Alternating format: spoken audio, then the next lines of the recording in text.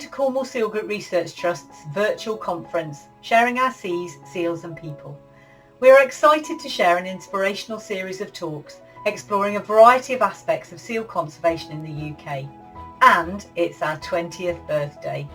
In that time, we've done 35,000 plus surveys, processed over 1 million photos for 72,000 plus seal IDs. To make sure we can continue this important work, check out our website to join our Wild Seal Supporter Scheme, back our crowdfunding campaign, or shop in our online store. Thank you for your support.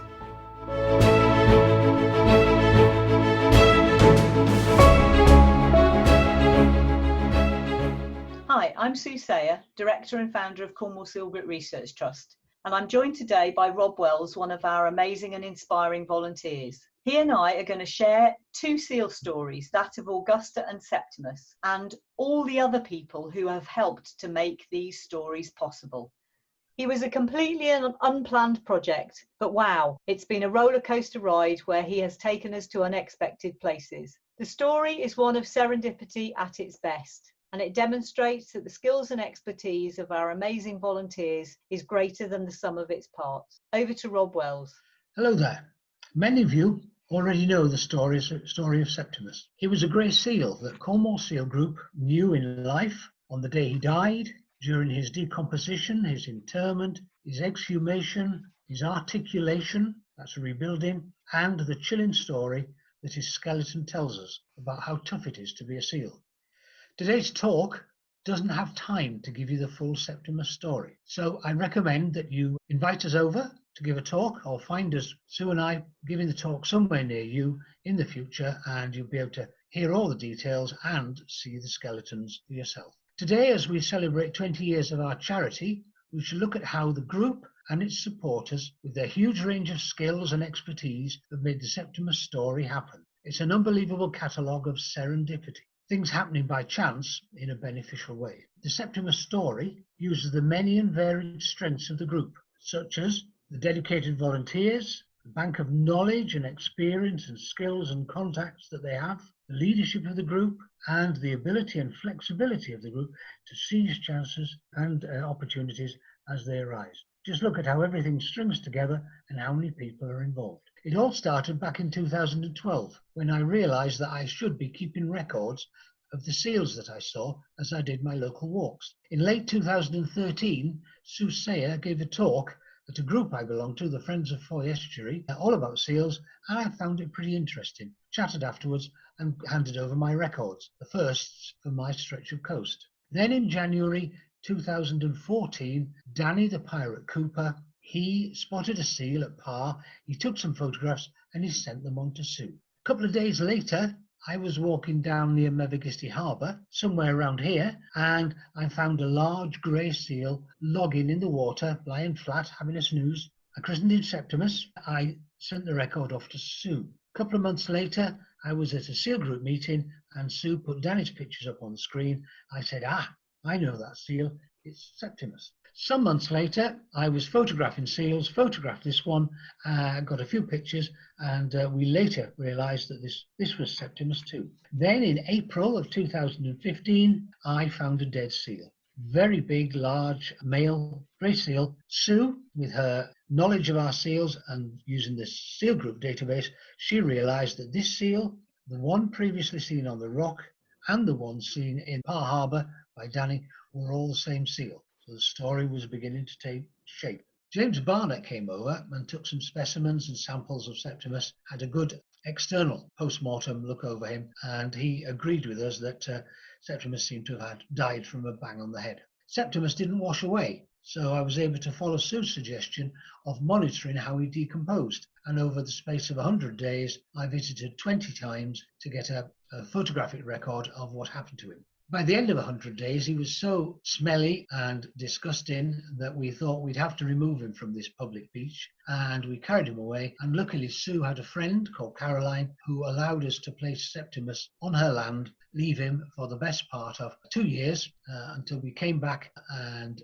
exhumed his remains. Sue had an idea that we would rebuild Septimus's skeleton ourselves, but we saw that was a terrific job. She'd got a guide by a chap called Lee Post, who lives in Alaska, a guide to rebuilding a seal skeleton, but it was too big a job. And so we set about raising money so that this could be funded, to be articulated by an expert. Luckily, one of our group, Kate Hockley, she knew a chap called Richard Sabin at the Natural History Museum, and he put us on to Derek Frampton, who agreed to rebuild Septimus for us. We had to get Septimus up to London, but luckily another contact, Billy, on the right in the picture here, he was a student at the university.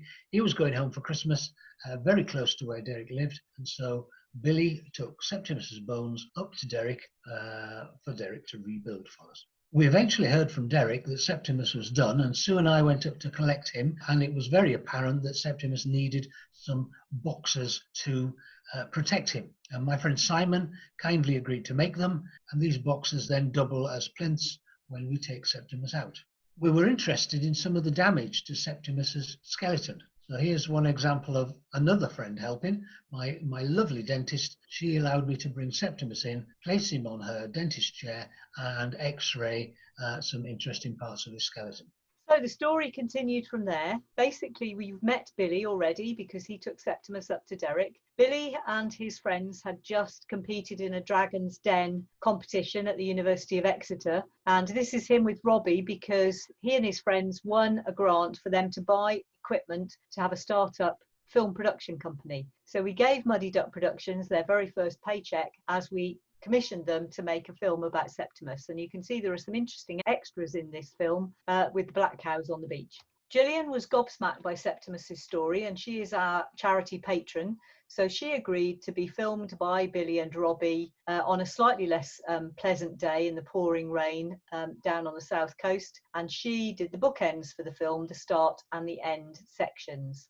I did a talk at Polzeath Marine Conservation Group one evening, and one member of the audience was David Smart. It turns out he was an international singer, songwriter and composer, and he offered if there was any way he could help us to do so.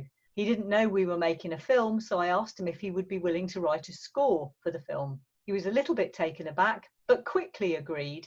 And this is him in his studio in Tennessee in the United States of America, composing and playing the music that's the soundtrack for the film. I was out one day with my mother and the cam belt blew up on my car. Another bit of serendipity. So the van that Septimus desperately needed to be transported around was born. We had a particular event down at Gwenap in the summer. So this is August, pouring with rain and a very remote location. It was a fantastic event, but not very many people turned up. One of the people who did, though, was John Pethick, featured here on the right. And I'm so glad he came because he has been an invaluable member of the Septimus team and has helped us learn a lot about his anatomy. And he becomes part of the next story too.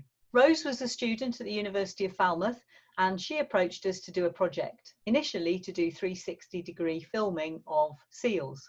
We soon realised this wouldn't be possible, but I showed her Septimus, and she was a bit enthralled and fascinated. She discovered that the University of Falmouth had a brand new 3D scanner that was not yet booked out by anyone and that nobody knew how to use. So she and Ollie, the technician, taught each other how to use this scanner and commissioned it and scanned Septimus's skeleton in the process.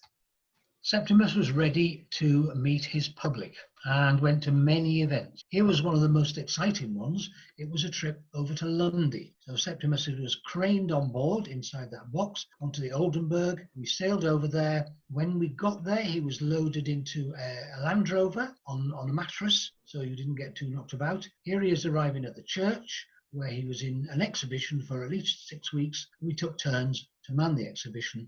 But the day we came back, the weather was rather unfriendly. And we didn't mind because we all got brought home in the helicopter. Here are Septimus's two of his boxes in the helicopter, making the trip back across. So that was probably his most exciting outing yet.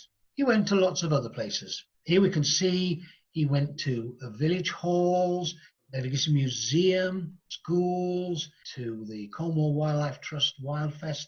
He's been seen by many, many hundreds of people. They all really warm to him and really feel a great empathy to him with all the injuries that he was carrying. Luckily, as we'd gone along, I had kept a record. I'd written it up, kept all the photographs, so we had a record of everything that's happened since we'd found Septimus, since we'd got to know Septimus.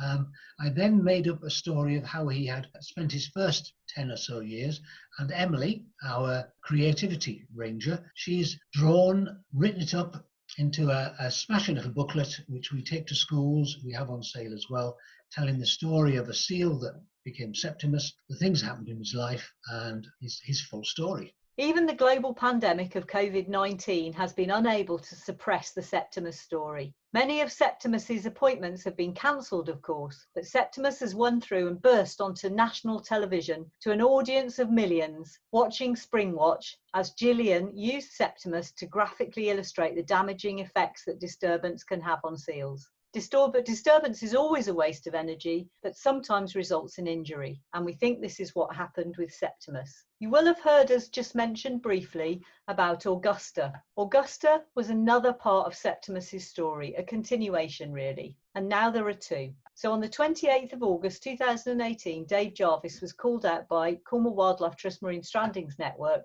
to a dead seal pup at Gwythian. He soon realised it was a very young pup with some red flags and worn patches here and here that show that she'd been separated from mother at a very young age. He called me, knowing that I might be interested in having the carcass. As with Septimus, we found a safe place, a secret location to bury Augusta.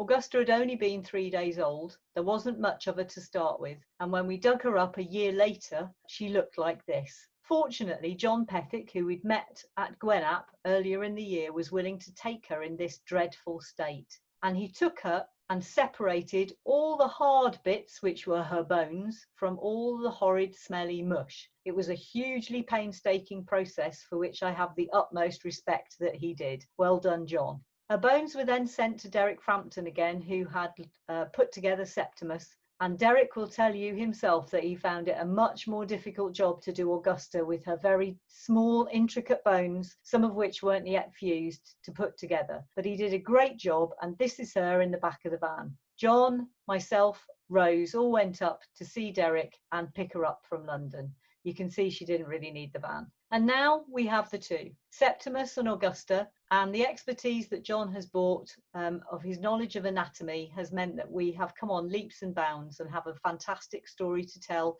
to compare the two skeletons, the differences between a newborn skeleton and a great big adult male. The contrast is huge. Rose has become another part of the story as well, because she and her friend Josh, who's featured top left, were able to 3D scan Augusta and get both of the skeletons put into a virtual reality environment. This is a fantastic resource for us to be able to take Septimus to people without Septimus. You can actually do more things with this skeleton because you can put him on the palm of your hand as a tiny creature, or you can blow him up huge and walk amongst his ribcage and explore his skeleton. It appeals to all age groups. The very first person to try it out was Ruan, the little boy in the middle of the photo. Interestingly and serendipitously, his name, Ruan, means seal in Cornish. So Septimus and Augusta can be together forever. We hope that you will be able to see them soon at an event near you, and you will be able to see firsthand and for yourself the contrast between the two of them.